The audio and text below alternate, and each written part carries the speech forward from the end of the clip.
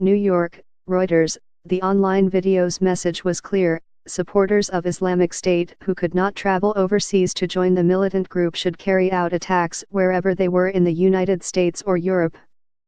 Bangladeshi immigrant aka Relat, 27, followed those instructions on Monday when he tried to set off a homemade bomb in one of New York's busiest commuter hubs, in an attack that illustrates the difficulty of stopping do-it-yourself attacks by radicals who act alone.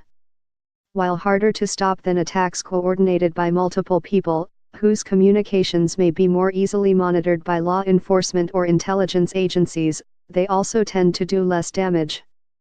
Relat was the person most seriously wounded when his bomb ignited but did not detonate in an underground passageway linking the Port Authority bus terminal and the Times Square subway station. 3 others sustained lesser injuries.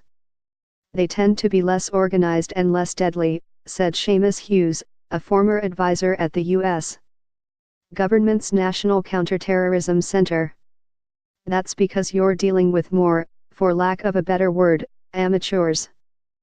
The do-it-yourself style of attack is on the rise in the United States, according to research by the Program on Extremism at George Washington University, where Hughes is deputy director. The United States has seen 19 attacks perpetrated by Islamic State-inspired people since the group declared a caliphate in June 2014 after capturing broad swaths of Iraq and Syria.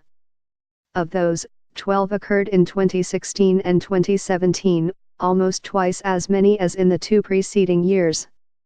You're going to see continued numbers of plots and, unfortunately, attacks, Hughes said. Relat began immersing himself in Islamic State propaganda as early as 2014, 3 years after he arrived in the United States as a legal immigrant, according to federal prosecutors who charged him with terrorism offenses.